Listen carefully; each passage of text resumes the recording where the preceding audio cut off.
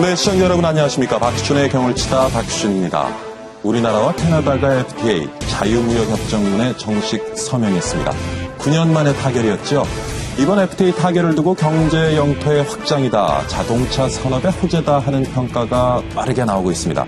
하지만 한편에서는 축산 농가들이 입을 피해를 우려하거나 너무 성급하게 FTA 협상을 했다, 지금과 같은 FTA 정책은 문제가 많다라는 거죠. 오늘 박수준의 경을 치다 첫 번째 주제로 한국과 캐나다의 FTA를 다뤄보고요. 다음으로는 두 번째 주제는요, 공기업 개혁에 대해서 얘기를 나눠보고자 합니다. 얼마 전 새누리당에서 공기업 개혁안을 내놓기도 했죠. 그동안 방만 경영이니 부채 문제니에서 공기업을 비롯한 공공기관이 많은 비판을 받아왔는데요. 과연 이번 개혁안이 말뿐인 개혁이 아니라 실질적인 개혁으로 이어지게 될지, 공기업 개혁의 방향은 또한 무엇인지 이야기 나눠보도록 하겠습니다. 잠시 후에 찾아뵙겠습니다.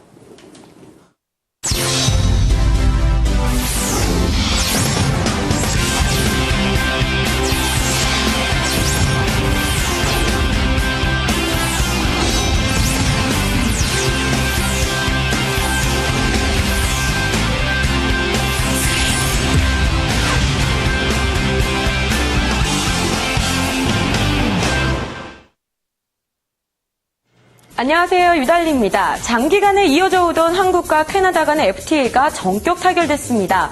그간 협상 과정과 협상안을, 이 주요 내용을 함께 살펴보도록 하겠습니다.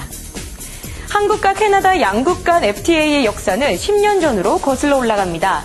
2005년부터 2008년까지 총 13차례의 공식 협상이 열렸었죠. 우여곡절 끝에 9년을 끌어오던 협상은 지난 3월 양국 정상 간의 FTA 협상 타결이 선언됐고요. 6월에 가서 명을 하고 드디어 이번 달 23일 정식으로 서명했습니다. 어떤 내용이 담겼는지 한번 살펴볼까요? 먼저 양국은 협정 발효 후에 10년 이내에 현재 교역국인 이 품목 대부분에 대한 관세를 없애기로 합의했습니다. 캐나다로 수출하는 상위 20개의 품목 대부분이 3년 안에 관세 혜택을 받게 되고요. 캐나다 수출품의 절반 가까이 차지하는 승용차와 이 자동차 부품에 부과되는 관세는 즉시 또는 3년간 균등하게 관세 장벽이 사라질 예정입니다. 또 이번 협상 타결로 소고기와 돼지고기 시장문이 활짝 열렸는데요. 캐나다산 소고기에 대한 관세는 단계적으로 낮아져 15년 차에 완전히 사라지고, 돼지고기에 대한 관세도 세부 품목별로 5년 또는 13년 안에 점진적으로 낮아져 없어지게 됩니다. 정부는 개방과 함께 국내 농축산업 보호를 위해서 농축산물에 대해서는 양호 간의 대상 제휴 및 장기 철폐로 보호하겠다고 밝혔습니다. 한국 캐나다 간 FTA 주요 협상 내용을 함께 살펴봤는데요.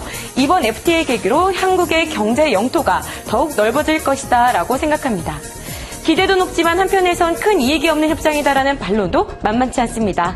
여러분은 어떻게 생각하시는지요? 지금부터 함께 경을 쳐보도록 하겠습니다. 스튜디오 나와주세요.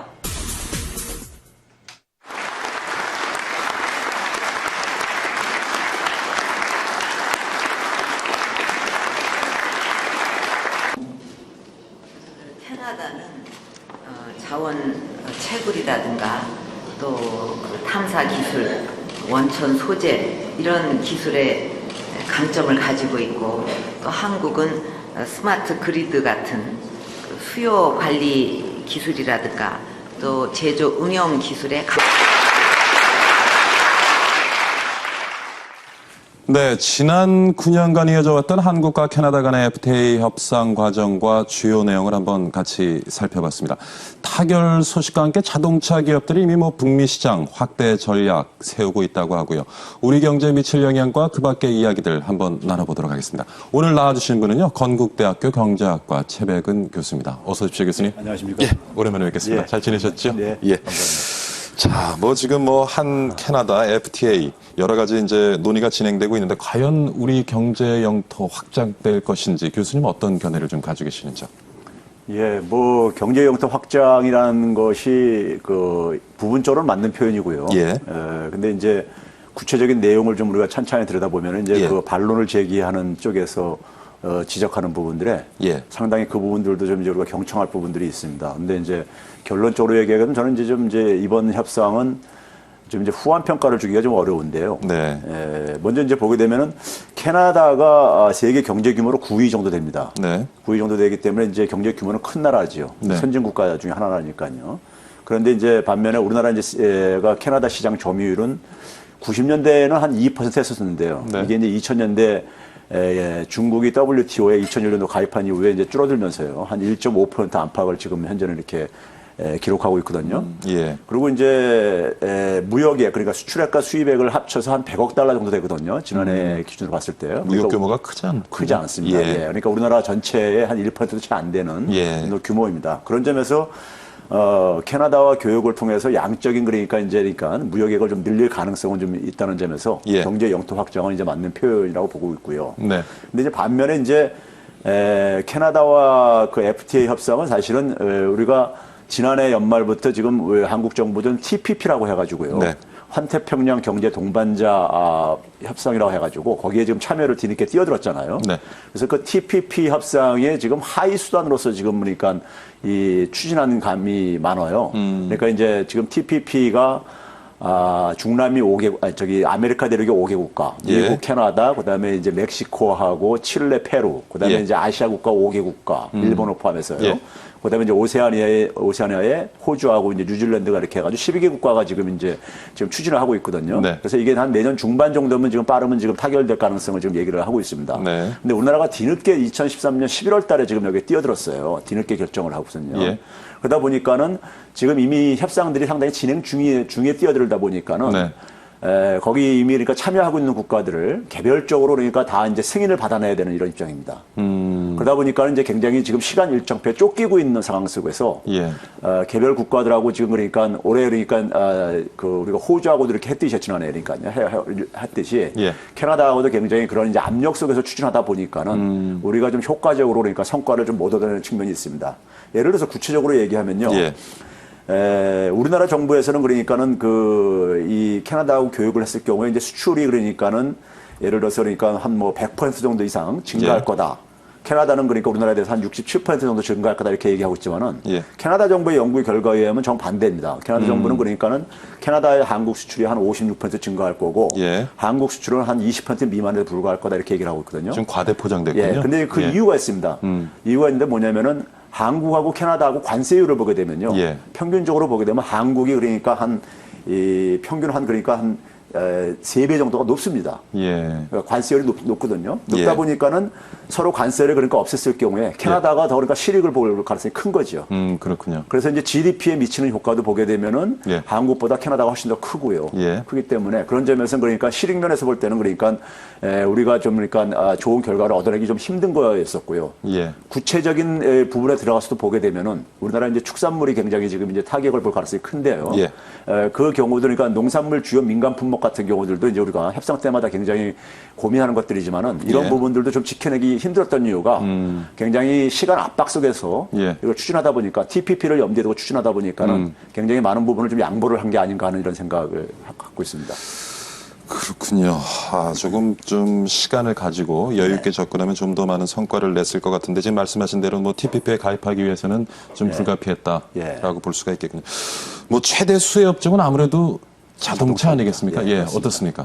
자동차하고 이제 자동차 관련 부품 산업들이 예. 거의 한 50%를 차지합니다. 캐나다 예. 수출액이에요. 예. 50% 정도 차지하는데 그러다 보니까는 자동차 산업을 위한 그러니까 FTA처럼 사실은 보이기도 하고요. 예. 반면에 이제 우리나라가 주로 캐나다에서 이제 그러니까 수입하는 것은 주로 이제 에너지하고 자원, 그다음에 이제 농축산물 이런 분야들입니다. 예. 아무래도 이제 캐나다 같은 경우 자원이 풍부한 나라이고 예. 농축산업이 굉장히 경쟁력이 강한 나라이고 그러다 보니까요.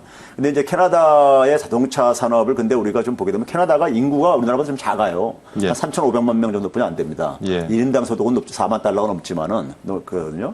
그러다 보니까 자동차 시장이 의외로 크지가 않습니다. 캐나다가요. 미국처럼 크지가 않아요. 그렇군요. 예, 크지 않다 보니까는 지금 이제 자동차 산업 같은 경우 FTA를 통해 가지고 이제 그러니까는 3년 내에 그러니까 관세율이 한 지금 6.1%인데 현재요. 예. 이걸 이제 그러니까 0%로 이제 없애겠다는 거거든요. 예. 없애기 때문에 그 효과는 좀 볼 겁니다. 근데 이제 캐나다가 최근에 보게 되면 자동차 시장이 거의 이제 포화 상태에서 지금 정체 상황을 지금 이렇게 보이고 있어요. 예. 그러다 보니까 이제 그게 이제 그러니까 우리가 기대한 것만큼 예. 미국이라든가 EU하고 했을 때에 비해 가지고 자동차 시장의 확대가 그렇게 크지 않을 거라는 게 하나 하고요. 예. 근데 두 번째는 뭐냐면 캐나다에서 우리나라가 굉장히 지금 지금 이미 현대 기아 자동차가 개별 기업으로 볼 때는 지금 랭킹 4위예요. 시장 점유율이요. 예. 그러니까 포드, 크라이슬러, GM 다음으로 이제 한국 현대 기아고요. 예. 4위가 오히려 도요타입니다. 아, 그렇군요. 이제 5위가 도요타인데요.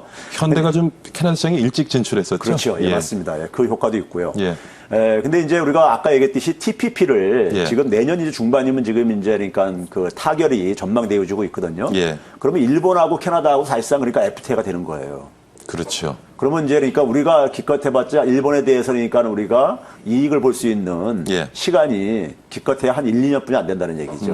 그런 점에서 그러니까 자동차 시장에 대한 기대도 우리가 예. 생각만큼 그렇게 크지 않을 수 있다는 얘기입니다. 수혜 기간이 길어봤자 1년에서 2년밖에 안 될 예. 것이다. 지금 교수님 말씀 들어보니까 뭐 크게 우리가 한 캐나다 FTA를 통해서 얻어낼 것이 많지는 예, 제가 않아 그래서 약간 보이는데. TPP 하이수단이라고 했던 게 이제 그런 입장인 예. 겁니다.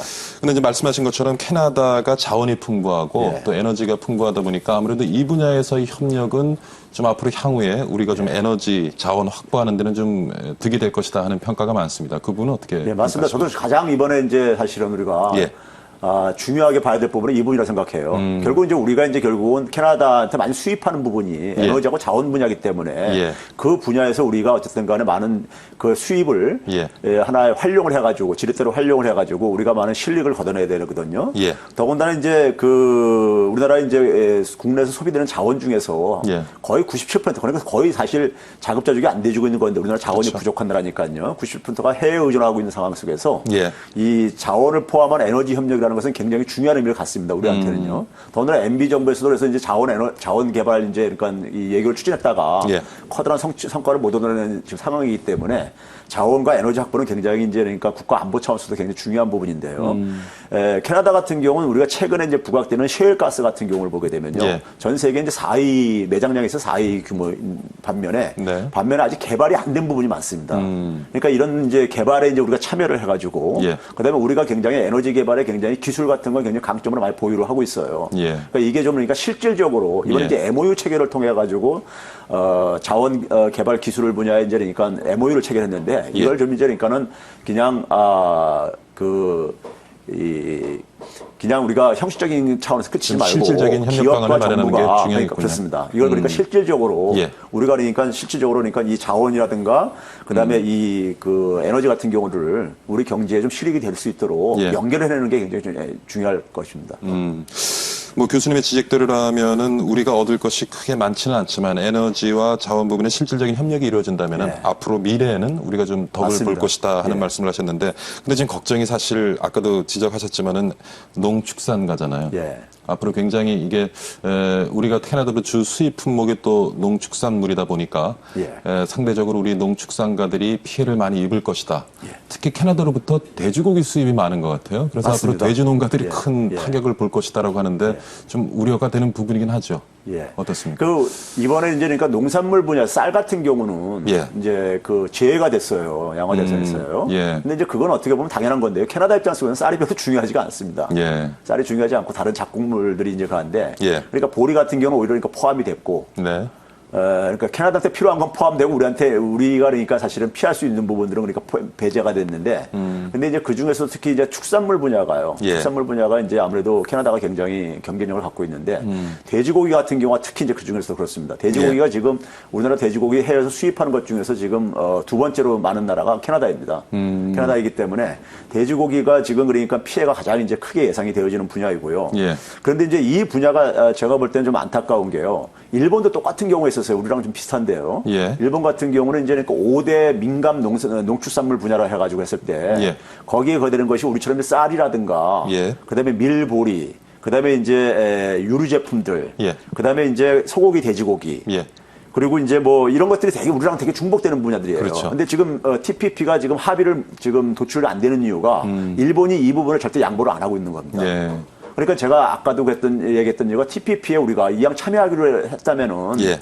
좀 일찍이 초기에 참여를 했으면은 다자 협상 속에서는 우리가 우리 목소리를 좀 낼 수 그렇죠. 있는데. 일본과 같이 협력을 해가지고 예. 그걸 지켜낼 수 있었을 게 아닙니까? 그런 점에서 굉장히 아쉽다는 거죠. 그래서 제가 볼 땐 전략이 굉장히 아베 정부 들어와가지고 TPP 참여로 급선했었거든요, 일본이요. 근데 아베 정부하고 박근혜 정부가 똑같은 시기에 출발합니다. 2012년 말에요. 예.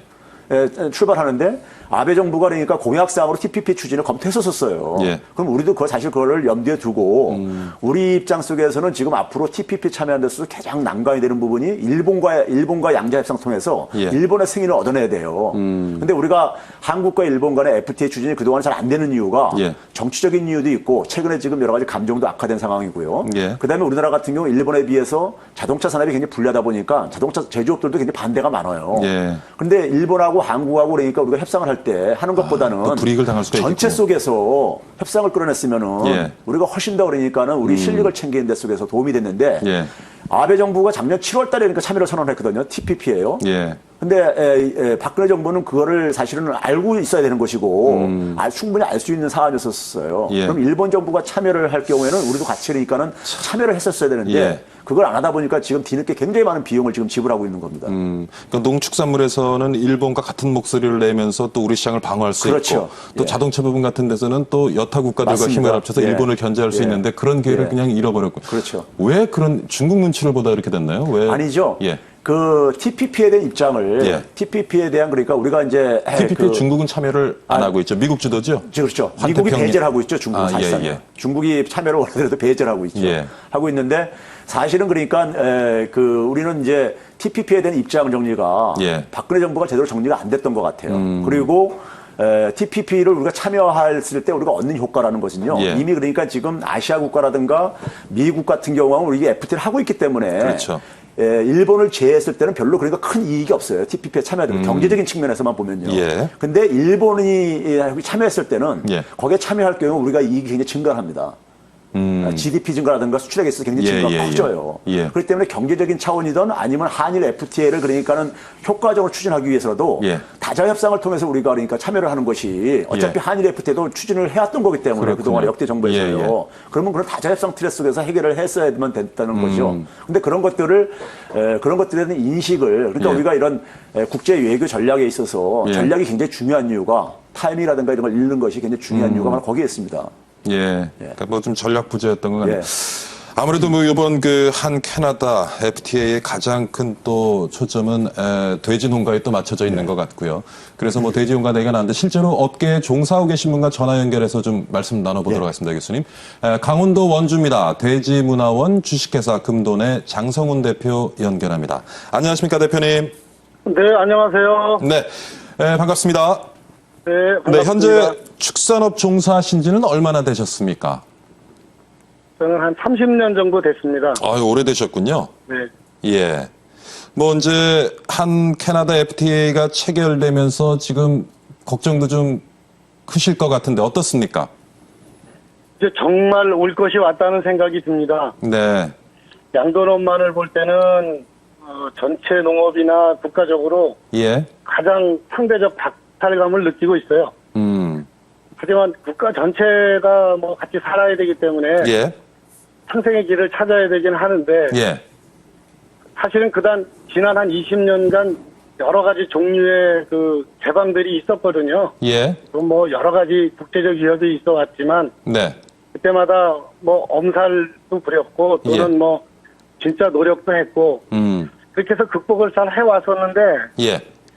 이번에 이제 FTA 중에 특히 캐나다 FTA는 그야말로 진검승부 아닌가 하는 생각이 듭니다. 그리고 뭐 또 앞으로- 늦은 감이 있지만 예. 뭐 박탈감만 느끼고 있을 때는 아니고 예. 저는 지난 일은 있고 또 새로 어떻게 서로의 입장을 배려해가면서 싸우지 말고 우리끼리는 정말 상생의 길을 찾아야 된다고 생각합니다. 요번에 이제 FTA가 발효되면 뭐 향후 10년에서 15년간 돼지농가 생산액이 한 3천억 원 정도 감소할 것이다라는 지금 예상이 나오고 있는데 지금 운영하시는 금돈의 경우는 앞으로 향후 어느 정도의 타격을 입을 것으로 좀 짐작하시는지요? 타격은 뭐 똑같이 예측하는 대로 예. 농업 경제학자들이 예측하는 대로 똑같은 수준일 텐데요. 예. 그 자구 노력을 많이 해왔습니다. 저뿐이 예. 아니라 양돈업자들이 특히 여러 가지 자구 노력을 해왔었습니다. 이제 정부가 그동안 또 조금 늦었지만 자조금 거출도 도와서 같이 해왔고 예. 또 소비 확대하고 홍보에도 힘써오고 있었고 예. 그리고 또 농민들끼리는 뭐 축사 개설 현대화 사업, 예. 그다음에 뭐 우수 종돈을 개량을 통해서 경쟁력 확보도 하고, 예. 또 이제 그동안보다는 크게 규모 확대를 인위적으로 자꾸 해와가지고 예. 경쟁력으로 많이 확보를 해왔었습니다. 그래서 어느 정도는 뭐, 그렇지만, 예. 그러나 뭐 이제 이 규모의 확대 가지고는 어렵고, 저희 경우에는 그런 노력들은 일반적으로 같이 해왔지만, 네. 제 경우에는 이제 돼지 사육 외에 뭐 가공, 유통, 뭐 그다음에 3차 산업까지 다 복합을 해가지고 예. 그 축산업을 관광화 해보겠다고 지금 돼지문화원이라는 교육문화 사업까지 겸한 서비스업까지 해서 6차 산업을 시도하고 있습니다. 그러니까 사업 영역을 확대하면서 좀 어려움을 타개해 보겠다는 생각이신 것 같군요. 예. 예, 뭐 지금 그 직접 그 돼지 농장을 운영을 하고 계십니다마는 또 다른 돼지 농가의 앞으로 FTA에 대해서 어떻게 우리가 좀 대응을 하고 우리 축산농가 경쟁력을 키워야 할지 조언 한마디 부탁드리겠습니다. 제가 좀 뭐 앞서간다는 얘기를 들으면서 예. 좀 뜬구름 잡는 얘기라는 얘기도 많이 듣는 일을 합니다. 그런데 사실 우리나라의 농축산업은 규모 경쟁으로는 외국과 겨루기 어렵다고 생각해요. 네. 왜냐하면 국토 면적이 좁고 인력난도 심하고 예. 그리고 국토가 좁다 보니까 또 냄새, 소음 뭐 이런 것들 때문에 민원이 또 갈수록 어려움이 많아요. 민원이 늘어나서. 예. 그래서 반드시 저는 이러한 그 생산 기반을 그 경쟁력으로 두지 말고 예. 농업농촌의 관광화를 통해서 관광화를 하면 도시민이 들어올 것이고 예. 그래서 도시민이 들어오면 도시 자금도 또 유입이 되면 예. 정말 그 효과적인 관광 농업을 해야 된다고 그렇게 생각을 하고 그렇게 지금 일을 하고 있습니다. 네. 잘 알겠습니다. 오늘 전화 연결 감사드립니다. 네, 고맙습니다. 네. 돼지, 예, 뭐, 테마파크 말씀도 하시고, 관광사업화 해야 되는 말씀 하셨는데, 잘 이렇게 머리에 감은 떠오르지는 않는데, 어떻게 생각하세요? 제가 볼 때는 예. 그 현장에 계시다 보니까 예. 학자들보다 사실은 더 정확하게 인식을 하고 그렇죠. 있어요. 예. 지금 쉽게 얘기해서 무슨 얘기냐면은 우리나라가 농축산업이요. 그러니까 북유럽이라든가 미국에 비해 가지고 예. 절대적으로 그러니까 규모의 경제에서는 불리할 수밖에 없어요. 그렇죠. 비용 측면 속에서는요. 예. 그거는 그러니까 입지 조건이 그렇습니다. 그러니까 그거를 역대 정부들이 계속해서 그걸 똑같은 차원에서 경쟁하려 했었는데 예. 그거가 좀 불가능합니다. 제가 볼 때는요. 예. 오히려 그것보다는 그러니까는 농축산업에 종사하시는 분들한테 그러니까 농축산업 이외의 소득을 만들어낼 수 있는 방법을 그럼으로써 농축산업 소득에 대한 의존도를 예. 낮춰놓는 게 그거고요. 그다음에 이제 기본적으로는 그것이 확보되기 전까지 예. 우리 먹거리에 대한 그러니까 인식이 좀 그러니까 정부도 좀 바꿀 필요가 있어요. 예. 공산품만 수출하는 것이 그러니까 이게 최고가 아니라 예. 안전한 먹거리들 이런 걸 확보하는 것이 선진 국가들 같은 경우는 이 자기들 먹거리 같은 경우는 안보 차원에서 설정을 하고 있습니다. 인식하고 있어요. 오늘 신문에 보도된 걸 보면 OECD 국가 중에 식량 자급률이 최저 수준이거든요. 그러니까요. 예. 40% 예. 정도 되는 것 같은데 그 부분도 좀 문제는 맞습니다. 문제 예. 있습니다. 그러니까 식량은 사실은 그러니까 안보라는 말이 맞아요. 맞거든요. 예, 그러니까 예. 그런 차원 속에서 사실 공산품 수출만이 그러니까 예. 이게 최고는 아니라는 좀 이런 인식이 좀 필요하고요. 그래서 예. 이제 이 핵심 먹거리, 최소한 핵심 먹거리 분야는 그러니까 우리가 사실은 확보를 해야 되는 것이 예. 이런 인식이 좀 필요하고 그거를 확보와 더불어 가지고 경쟁력을 그러니까 좀 이제 그러니까 우리 실정에 맞는 좀 그러니까 이걸 예. 만들어야 되는데 이게 계속해서 그러니까 미국이나 서유럽 국가들이 했던 방식을 쫓아가다 보니까 예. 이게 안 되죠. 그들과 똑같은 방식으로 하려다 보니까. 근데 교수님 이게 FTA 체결될 때마다 예. 늘 이렇게 양분화되는 것 같아요. 그러니까 제조업에는 득이 된다고 생각해서 또 산업계에서는 뭐 환영하는 반면에 농축산가에서는 늘 울상을 짓고 반대를 펴면 이거 어떻게 좀 잘 조정해가지고 앞으로 상생할 수 있는 예. 그런 FTA 방안 좀 없을지 모르겠어요. 결국 이제 FTA라는 게 시장 개방이잖아요. 예. 시장 개방인데 우리가 이제 선진국의 사례를 보게 되면요. 규모가 작은 나라들. 예. 그러니까 예를 들어서 북유럽 국가들처럼 인구 규모는 작고 예. 이러면서 작다 보니까 저절로 경제 규모를 키우려면요. 예. 시장 개방을 할 수밖에 없습니다. 무역을 할 수밖에 없어요. 예, 내수 예. 규모가 작다 보니까요. 예. 그래서 시장 개방을 추진하는데 시장 개방을 한다 보면 우리가 상식적으로 생각해 볼 때요. 예. 덩치가 작은 사람이 시장 개방을 했을 경우에는 외부에 덩치가 예. 큰 사람하고 경쟁을 해야 되는 거예요. 예. 예국에 있는 그러니까 거대 자본하고 경쟁을 해야 되는 겁니다. 그렇죠. 그럼 분리할 수밖에 없거든요. 예. 그러면 소국가에서 작은 국가에서 할 수 있는 건 뭐냐면 힘을 단합을 해야 돼요. 그래서 우리가 되게 북유럽 국가들은 되게 시장 개방하기 전에 먼저 뭐냐면 사회 통합을 굉장히 중요시 여깁니다. 예. 그래서 사회 통합을 해야지만이 단합이 되어지고 협력이 되어지기 때문에 예. 그래서 뭐냐면 국내 기업 같은 경우 그러니까는 거대 예국 자본과 경쟁을 해야 되는 상황 속에서 그들을 지켜주기 위해서는 그러니까 우리가 고용 안정을 그러니까 받아내는 대신에 예. 그다음에 이제 우리가 거기에 대해서 그러니까 임금 안정도 마찬가지로 교환한다든가 예. 아니면 그다음에 이제 그러니까 우리가 이 국내 기업들의 그러니까 경영권을 그러니까는 예. 좀 보장해주면서 그다음에 이제 그러니까는 그 이 사회 복지 같은 경우를 강화한다든 확대하는 것을 예. 해가지고 아무튼 시장을 개방하게 되면 경쟁력이 취약한 부분을 타격을 본단 말이에요. 그렇죠. 그들에 대한 안전망이 좀 필요하거든요. 그래서 대개 보게 되면 북유럽 국가들이 대개 보게 되면 사회 복지 강화하고 예. 그다음에 국내 기업에 대한 그러니까 일종의 마찬가지 안전망을 병행을 해가지고 예, 예. 사회적인 대타협을 만들어내요. 그래가지고 이제 시장 개방을 하고 경쟁을 시키는 거죠. 예. 좀 이런 게 우리도 필요한데 우리는 근데 그게 아니라 완전히 이익을 보는 집단하고 예. 피해를 보는 집단이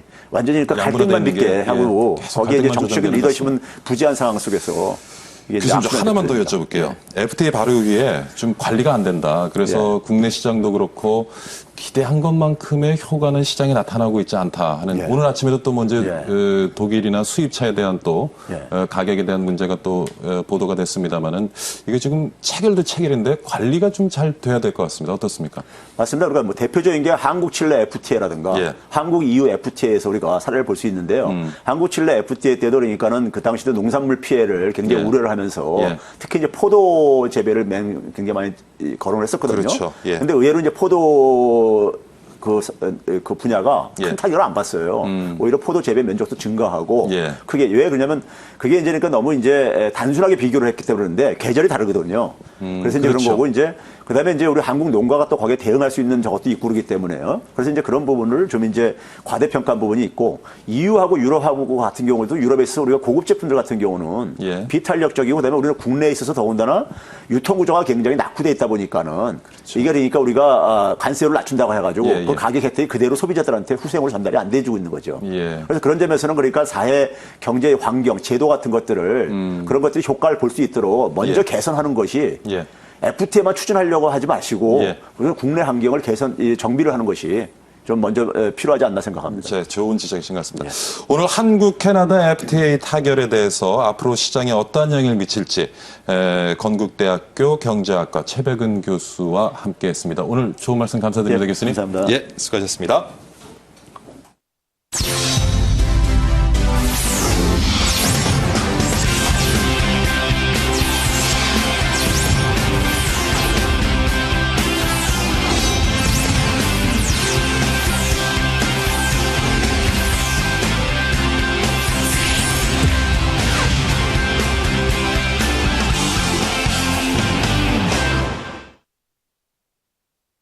새누리당에서 고강도의 공기업 개혁안을 꺼내들었습니다.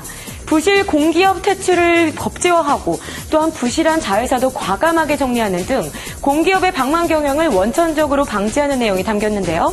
그 주요 내용 함께 살펴보도록 하겠습니다. 네, 이번 개혁안은 7개 주요 공기업을 겨냥하고 있는데요. 한국전력과 한국석유공사, 한국가스공사, 한국광물자원공사, 한국토지주택공사, 그리고 코레일과 한국도로공사가 개혁 대상입니다. 개혁안의 주요 골자를 보면 공공기관 지정과 퇴출 시에는 공정한 제도를 마련하고 또한 정부의 공공기관 일감을 몰아주기 근절과 자회사 정리 및 자산 매각 그리고 기관의 기능 점검 및 기능 조정 또 공공기관 혁신체계 개편, 인사제도의 혁신 마지막으로 경영의 자율과 책임성 강화를 강조하고 있습니다. 특히 민관 경쟁 입찰을 법제화하고 공기업의 호봉제 폐지, 성과에 따른 연봉제를 도입하는 등 고강도의 개혁 내용으로 화제가 되고 있습니다. 개혁의 강도가 센 만큼 의견이 분분합니다. 일각에서는 이번만큼은 꼭 개혁을 해야 한다며 개혁안에 적극적인 지지를 보내는 반면 이에 맞선 반대 여론도 큰 상황인데요. 이번 공기업 개혁안 과연 여러분은 어떻게 보고 계신가요? 그럼 지금부터 본격적으로 경을 쳐보도록 하겠습니다. 스튜디오 나와주세요. 유달리께서 잘 들었습니다. 두 번째 경을 쳐보도록 하겠습니다. 얼마 전이었죠? 새누리당에서 공공기관 7대 개혁안을 발표했습니다. 사실 공기업 혁신에 대한 요구가 어제 오늘 있었던 일은 아니죠. 이번에 새누리당 김무성 대표는 공청회 자리에서 국민 눈높이에 맞는 공기업 개혁을 이뤄낼 마지막 기회다. 이런 발언도 했습니다. 과연 어떻게 여러분은 생각하시는지 오늘 전문가와 함께 말씀 나눠보도록 하겠습니다. 이번에 나와주신 분은요, 고려대학교 경영학과 이만우 교수입니다. 어서 오십시오, 교수님. 예, 안녕하세요. 반갑습니다. 예. 조금 전에 뭐 좀 정리를 해서 우리가 살펴봤습니다만은 뭐 공기업의 방망경영 늘 지적이 돼 왔고요. 지금 부채 수준은 한 500조에 달하고 있는 것 예, 같고. 503조 이렇게 됐습니다. 예, 그런 관점에서 봤을 때 이번에 정부가 발표한 7대 개혁안 교수님은 어떻게 좀 보고 계시는지요? 예, 이번에는 예. 여당이 발표한 개혁안이라서 예. 종전에는 정부가 이걸 주로 발표했는데 여당은 좀 이렇게 정치적 힘도 있고 그러니까 예. 좀 더 강력합니다. 우선 퇴출 제도를 먼저 들고 나왔습니다. 7개 중에서 제일 탑이 퇴출 제도인데요. 예. 뭐 종전에는 이렇게 퇴출 제도를 앞세우는 예. 그런 강경수는 없었는데 이번에 상당히 강력하게 하겠다는 의지가 포함되는 것 같습니다. 예. 그리고 또 민간 기업들이 하고 있는 일감 몰아주기 이것도 근절하겠다. 예. 그다음에 자회사 중에서 부실한 건 정리하겠다. 예. 그다음에 기능을 점검해 갖고 재조정하겠다. 이런 방안까지 포함되어 있습니다. 예. 그래서 범위가 굉장히 넓고요. 근데 특히 공공기관 운영위원회가 있는데 예. 이 운영위가 지금 기획재정부 소관에 있는 위원회인데 그렇죠. 이거를 총리실로 이전해서 이름을 또 공공기관 혁신위원회로 해가지고 예. 아주 강화하겠다. 그래서 이런 강화를 통해서 좀 본격적으로 하겠다. 그리고 또 호봉승급 대신에 성과급제, 예. 그 연봉제 뭐 이런 것도 추진하겠다 그래서 강도는 굉장히 높은 그런 방안으로 볼 수 있겠습니다. 이전에 비해서는 굉장히 공격적인 개혁안인 것 정부 같습니다. 여당이 하기 때문에 예. 정부가 할 때보다는 아주 힘이 실려 있습니다. 예. 근데 일견에서는 사실 그 이전에 이런 것들이 좀 선행돼야 됐던 것이 아닌가, 또 뒷북치기 하는 거 아니냐, 뭐 이런 의견들도 좀 없지 않아 있거든요. 그렇습니다. 이게 교수님 어떻게 보세요? 역대 정부마다 예. 출범 초년도에 연례 행상처럼 공격 계획을 들고 예, 나왔지 예. 않습니까? 이번에도 좀 많이 들고 나왔었는데 이게 세월호 때문에 좀 이렇게 동력을 잃을 것 같으니까 여당이 이렇게 좀 앞서서 나온 걸로 보고 있습니다. 예. 근데 사실은 지금까지 헛발질로 끝났던 이유가 여러 가지가 있습니다. 예. 노무현 정부 시절에는 예. 뭐 좀 낙하산 인사 문제도 있었지만은 예. 말기에 이 청년 실업이나 실업이 너무 안 좋으니까 그러니까 공기업들한테 고용 의무를 부여하는 그런 방향으로 하다가 공기업을 구조조정하랬다가 또 오히려 반대 방향으로. 나중에는 예. 또 고용하라 이렇게 하는 바람에 그렇군요. 방향을 잃었고요. 예. 이명박 정부는 국회에 밀려서 국회가 예산을 붙잡고 있기 때문에 예. 뭐 4대강 사업을 꼭 하고 싶고 이러니까 꼼수로 이 수자원 공사나 예. LH 공사를 이용했죠. 그래서 이게 공기업 부채가 늘어나서 예. 이 문제가 되는 게 됐고요. 박근혜 정부는 이제 공기업 문제를 따로 떼놓고 한다. 예. 이런 예. 이제 각오고 예. 여당도 그걸 주장하고 있는데 예. 아직도 우리가 걱정하는 것은 공신들 선거 공신에 감투를 씌우기 위한 낙하산. 그 낙하산을 뭐 한두 떨어뜨리면은 예. 공기업 개혁이 아주 동력을 완전히 상실하거든요. 예. 그런 위기에 지금 있죠. 예. 뭐 이전 정부에서도 정권 초기에 늘 강조해왔던 문제인데 사실 제대로 이루어지지 않았고 네. 이번에 뭐 강도 높은 개혁안을 여당 중심에 이제 발표가 됐는데 예. 교수님은 조금 기대를 하시는지 모르겠습니다. 예, 저는 기본적으로는 방향을 참 기대하는데 예. 가장 복병이 예. 이 낙하산 인사. 결국 또 그러니까 낙하산이죠. 결국은 예. 어떤 부적격한 낙하산도 예. 적격한 사람이 뭐 정치적으로 어떤 줄에 섰다가 내려오는 거는 그 기업을 위해서는 좋습니다. 예, 그래서 예. 어떤 공기업들은 그런 낙하산 바라고 힘 있는 낙하산 필요하다는 거죠. 그게 정통한 힘 있는. 예, 예. 근데 이게 보면은 아무 능력이 없을 것 같은 특히 이제 감사들을 그렇게 많이 임명하는데요. 뭐 최근에 유명 연예인 감사가 하나 임명됐지 않습니까? 그러니까 이게 감사라는 것은 남을 징계하고 벌 주고 예. 감사라는 건 감사가 앉아 있는 자세만 보고도 사람들이 정직하게 하자 이렇게 예. 하던 동기가 유발돼야 되는데 예. 이게 평생 다른 사람을 즐겁게 하던 사람을 예. 감사로 해갖고 무슨 이 조직적으로 감사 체계가 되겠는가 예. 그런 걱정이죠. 그래서 예. 한 사람의 낙하산이 잘못 내려지면은 공기업 개혁 추진 동력을 아주 상당히 잃습니다. 여태까지 했던 게 그냥 허사가 되거든요. 개혁 의제는 신뢰가 그래서 완전히 무너지겠죠. 무너지죠. 예. 그래서 결국은 공공기관 운영위원회 지금 하고 있고 예, 앞으로 예. 이제 공공혁신위원회를 간다는데 거기에 임명되는 민간위원이나 정부위원이 예. 참 소명을 가지고 국민을 대표한다는 걸 가지고 이것을 단단히 감시하면은 예. 이런 문제가 좀 해결될 수 있다고 봅니다. 이번에 김무성 의원이 이것이 마지막 기회라는 예. 얘기도 했지 않습니까? 예. 다른 사람들도 마지막이라고 많이 했죠. 근데 실패한 일도 많았죠. 늘 뭐 예. 마지막 기회라고 했습니다만 예, 제대로 예, 개혁이 이루어지지 않았고요. 예. 그런데 아까 이제 지적하셨습니다만 예. 지금 그 부채가 503조라고 하셨죠? 523조. 523조. 예, 예. 예.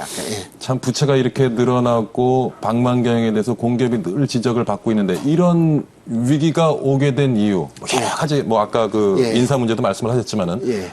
어디에 있다고 보세요, 교수님? 제가 이제 뭐 신문 칼럼에 여기저기 예. 공기업 부채 참 큰일이다 그렇게 과거에 쓰면은 예. 그 국고국장이나 공무원이 하나 달아붙어서 공기업 부채는 국가 부채가 아니다. OECD가 그랬다. 이런 얘기를 자꾸만 하고 있거든요. 근데 OECD 국가는 선진국들 아닙니까, 되게. 예, 예. 그러니까 벌써 민영화가 많이 돼서 공기업이 사업 영역을 별로 확장을 하지 그렇죠. 않았거든요. 예. 그러니까 그 전체 비중으로 봐서 부채가 얼마 안 되니까 그거 합산 안 하고 이렇게 비교를 했었는데 예. 우리나라는 이게 공기업 비중이 엄청 높은 나라고 예. 이 결국 정부가 하려다가 예산이 없어 못하는 건 공기업에다 넘기거든요. 그래서 예.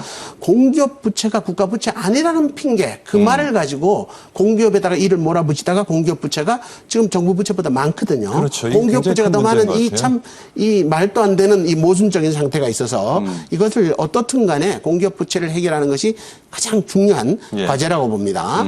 그러니까 이제 뭐 사실은 공기업 부채는 국가 부채 아니다. 이건 말장난이죠. 그러니까 뭐 이게 국가 예. 재정 건전성이 좋다고 하는데 지금 말씀하신 대로 사실 공기업 부채를 포함시켜 버리면은 말도 안 되죠. 예, 그러니까 좀 우리가 지금 좋은 상황이 증세 아니거든요. 없이 복지하겠다 이런 얘기 예. 참 이 말장난이거든요. 그거하고 똑같이 공기업 부채는 국가 부채 아니라 그래서 그 돈을 이용하다 보면 생겼거든요. 대표적으로 우리가 예금보험공사를 들 수 있는데요. 예. 예금보험공사는 이제 저축은행이 부실화되면은 예금자 보호법에 의해서 정부가 돈을 물어주게 돼 있습니다. 그 돈을 정부 예산을 짜서 물어줘야 되는데 예. 예금보험공사한테 채권을 발행시켜서 물어줬거든요. 예. 그러니까 그 부채가 일어난 거죠.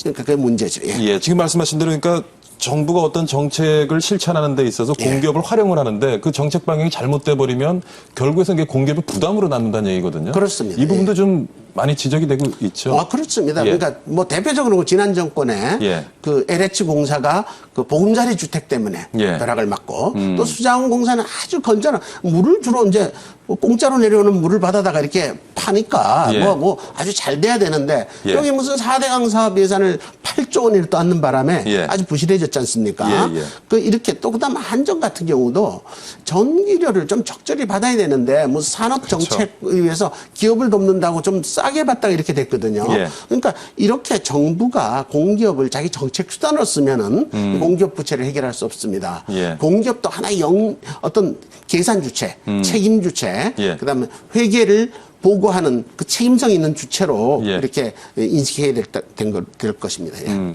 공기업들이 대부분 이제 공공성을 가지고 있는 사업을 하고 있습니다만은 예. 대부분의 공기업들이 지금 그 분야에서는 독점을 하고 있고 예. 또 그 공기업 내부에 봐서도 경쟁이라고는 사실 찾아보기 힘든 그런 어떤 문화나 예. 구조를 가지고 있는 제도들을 가지고 예. 있는데 예. 이 부분이 개선되지 않으면은 글쎄 아까 뭐 이제 예. 호봉제를 연봉제로 이제 바꾼다는 것도 이제 개혁안 안에 포함돼 있었고요. 예, 예. 좀 이렇게 그 공기업 조직 내나 아니면 공기업의 전반적인 환경에 조금 경쟁 문화를 도입할 필요는 있지 않겠습니까? 있습니다. 우선 예. 정부의 규제 완화가 중요한 것은 예. 공기업이 이 독점업종으로 보호하는 것들이 쪽의 규제입니다. 그걸 풀면은 민간 기업을 할 수 있거든요. 예. 우리 뭐 옛날로 보면은 담배 만드는 것도 공무원이 했지 않습니까? 전매청. 그렇죠. 전매청에서 했죠. 그리고 뭐 어떤 철도 차는 것도 공무원이고 예, 예. 우편 배달도 공무원이었거든요. 그게 이제 다 이제 민간들이 뭐 딜리버리도 다 하고 예. 그다음 교통수단도 철도 위에는 엄청 많아졌지 않습니까?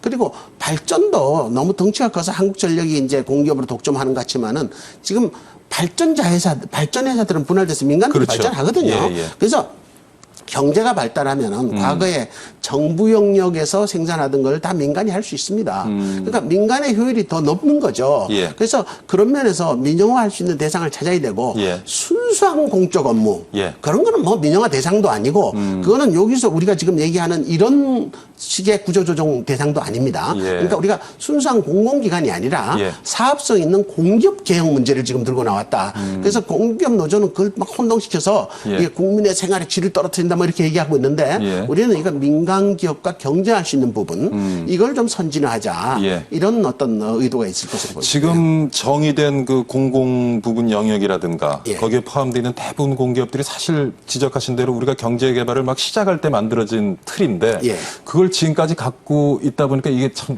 그렇죠. 문제가 많은 것 같아요. 그러니까 하루라도 빨리 민영화해서 바꿔준 것이 결국 예. 경쟁력이 생겼죠. 예. 예를 들면 우리가 그 4대 공기업 김영삼 정부 들어서면서 그러니까 사실은 노태우 정부 때 안을 만들었다가 예, 김영삼 정부 김현정 정부가 안을 만들고 노태우 정부도 만들었다가 김대중 정부 때 본격화했는 게 4대 공기업 민영화입니다. 그게 KT, 그다음에 한국통신, 예. 담배인상공사는 KTNG, 예. 그다음에 가스공사하고 한국중공업을 두산중공업으로 바뀌었거든요. 예.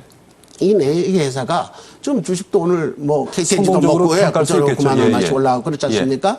이게 그 공기업으로 그냥 있었으면 어떻게 됐겠는가. 이게 참 우울한 생각이지만은 공기업으로 돼 있으면 뭐 정부 간섭 다 받아야지, 별 인사 다 그렇죠. 소화해야죠. 그다음에 놀죠. 이렇게 되면은 기본적으로는 참 문제가 됐을 겁니다. 예. 그래서 한 발 빨리 민영화하는 것이 사는 겁니다. 그런데 지난 그 대선에서 예. 여야가 다 민영화 안 하겠다고 공약을 걸었거든요. 공기업 노조의 이제 표를 의식해서. 예. 그래서 그걸 이제 안 한다고 해놓고 뭘 조금 하다 보니까 민영화다 이렇게 하면은 약속 위반이라고 이게 쭈그러드는데 사실은 그 민영화를 어떤 내추럴하게 안 할 수 없습니다. 예를 들면 이제 자회사 민영화 같은 경우요. 예. 그 자회사가 옆에 다른 데서 사는 것보다 더 제품이 비싸면은 예. 당연히 그 자회사는 정리해야 그렇죠. 됩니다. 예, 예. 그걸 정리하는 걸 민영화라 그러면은 예.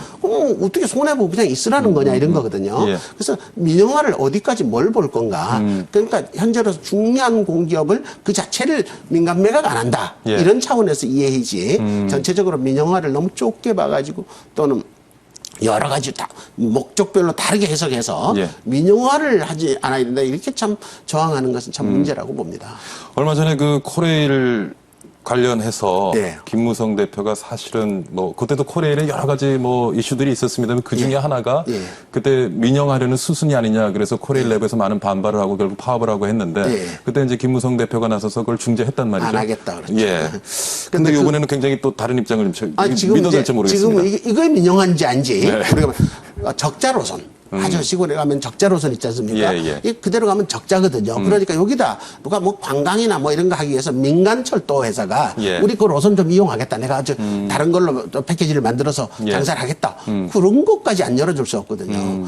독일의 리지널 레일로드처럼 예. 그 어떤 동네에서 그 철도를 운영해서요. 예. 제가 한번 가봤더니까 그 지역에서 모텔에 들면은 예.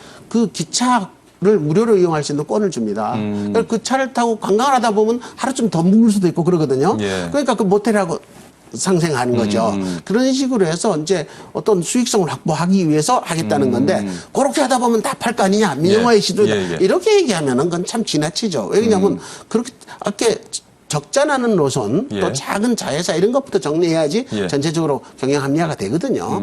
아마 그것까지 민영화라고 견제할 것은 아니라고 봅니다. 예, 지금 공공영에서 관리하고 있는 그런 공공재들을 좀 민간에서도 활용해서 지금 말씀하신 것처럼 예. 보다 수익을 창출할 수 있으면은 또 예. 일부는 그렇게 열어주는 것이 바람직한. 노선 놀고 있지 않습니까? 그렇죠. 지금 노선은 깔려서 더 고정비 노선이거든요. 그러니까 예. 변동비가 추가로 들지 않거든. 차가 지나다닌다고 해서. 예, 예. 그런 노선은 민간한테 일부 예. 개방하는 것이 예. 당연한 일이라고 봅니다. 이번에 이제 여당 주도로 공기업 개혁안이 발표가 됐고 예. 이제 당정 협의회에서 뭐 이제 또 앞으로 차후에 수순을 밟아가겠지만은 공기업 스스로의 자구 노력, 예. 참 뭐 공기업에서 많은 발표를 하고 뭐 노력 없지 않았습니다만은 예. 교수님은 그 노력을 어느 정도 평가하시는지요? 자, 그런데 그 노력 중에서 예. 가장 중요한 노력이 어떤 그 생산성을 높이는 거, 예. 그다음에 또 임직원을 공정하게 뽑고 승진시키고 이런 거거든요. 예, 예. 이제 그 보면은 어떤 조직이든 그 조직에서 쓸데없이 그냥 공헌하지 않고 축을 내는 사람이 얼마나 있느냐. 이게 조직에 사활이 걸려 있거든요. 그러니까 똑같은 일을 하는데 예. 민간 부분에서 인력보다 한 2배를 들고 있는 공기업은 스스로 그러면 이건 존속할 수 없다는 걸 자기네가 인식하는 거 아니겠습니까? 예, 예. 그러니까 벤치마크를 할 수 있는 민간 기업과의 경쟁력, 그 정도 경쟁력을 확보하기 위해서 공기업 스스로가 예. 나서야 된다고 봅니다. 안 그러면은 조금 있다 보면은 민간 기업들이 더 찢어나가면은 그렇죠. 뭐 아주 아무도 우분이 없이 예. 쓰러지는 수가 있거든요. 예. 그래서 공기업 스스로 어떤 내부적으로 혁신팀을 만들고 예. 좀 이걸 어떤 이 문제를 해결해 나가야 된다고. 내부적으로도 지금 위기의식이 좀 높은 편이죠, 교수님? 상당히 있죠. 예. 그럼에도 불구하고 예.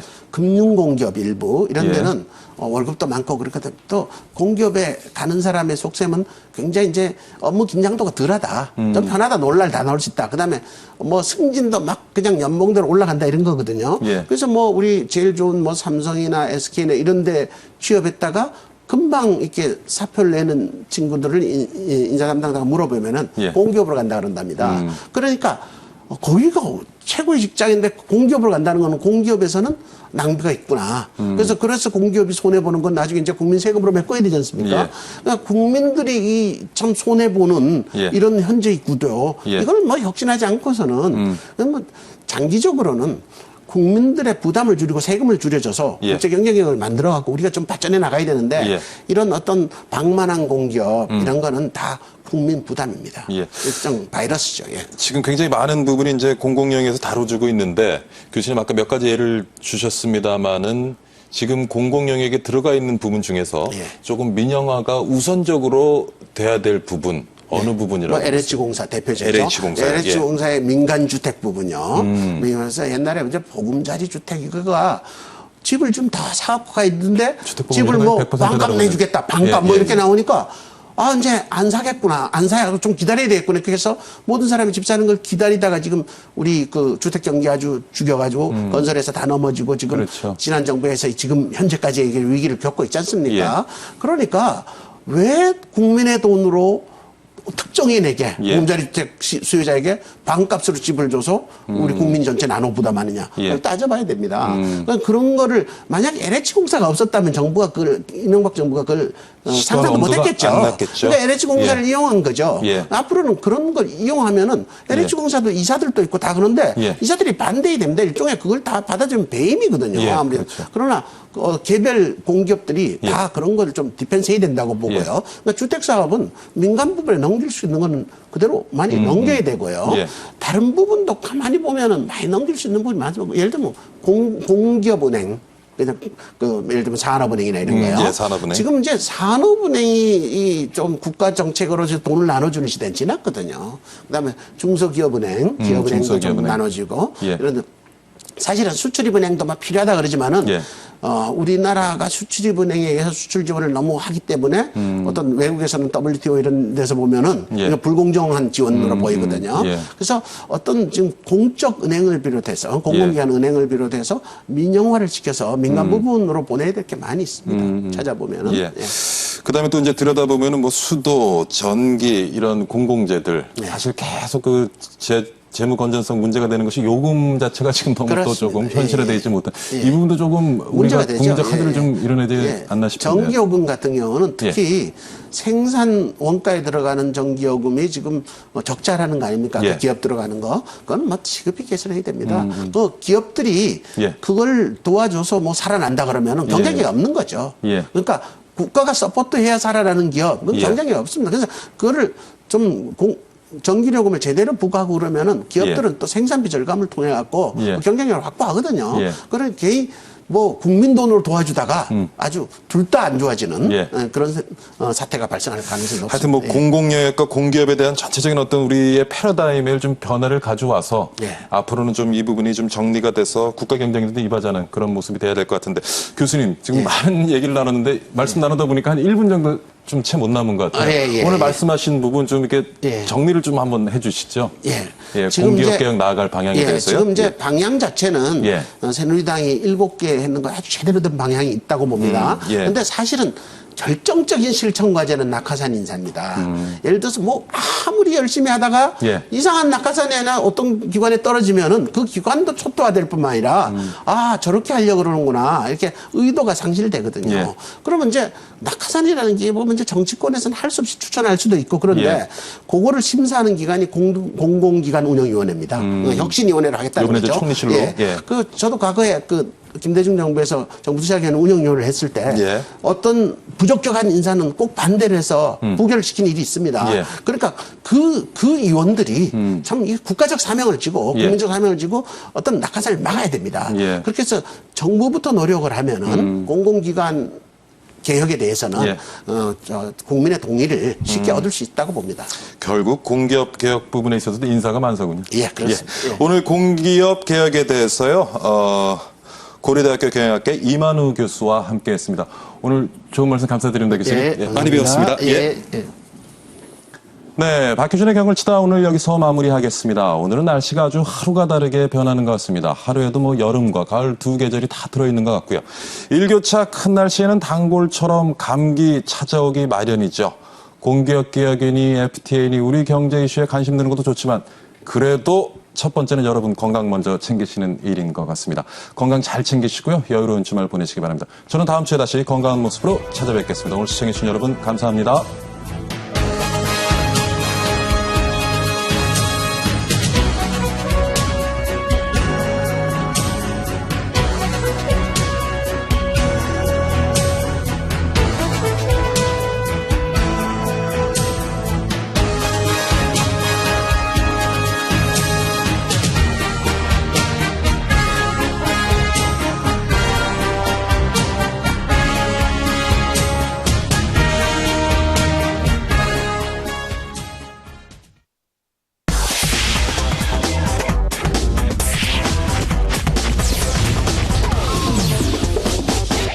안녕하십니까. 060-300-4982 15번 노강민 전문가입니다. 자, 9월달 제가 추천드리는 종목들의 수익률부터 먼저 공개를 해드리겠습니다.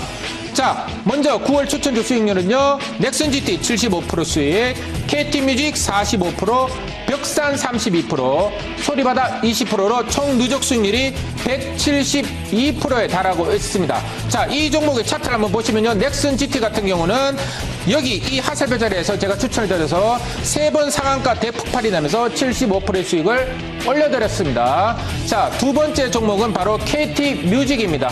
자, 이 자리에서 다시 이 하살표 자리에서 매수 급소가 포착이 되면서 제가 추천을 드린 종목입니다. 45%의 수익을 진행 중에 있으며, 자, 그 다음에는 벽산입니다.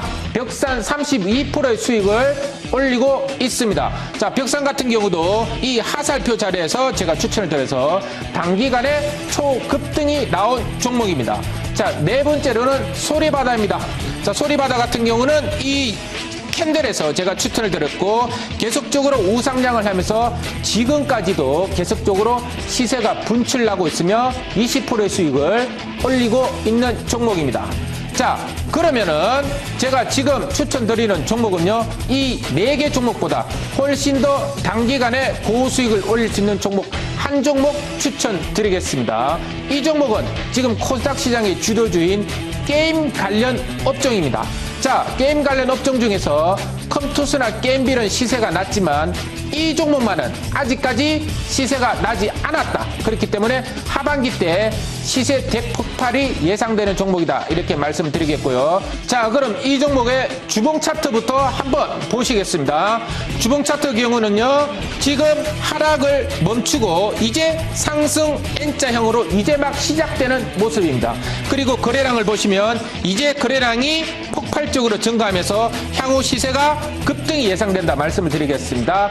자, 이 종목의 투자 포인트 3가지 말씀드리겠습니다. 이 종목의 투자 포인트 첫 번째, 하반기 실적 개선 우량주입니다.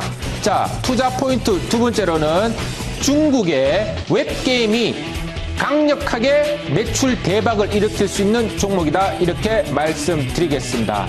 그리고 투자 포인트 세 번째는 바로 코스닥 시장의 주도주 업종인 게임주입니다. 자, 게임주 중에서 시세가 분출되지 않는 종목 마지막 남은 한 종목이기 때문에 궁금하시면 지금 바로 전화하셔가지고 바로 확인해서 매수를 해 보시기 바랍니다. 060-300-4982 15번 노강민 전문가였습니다.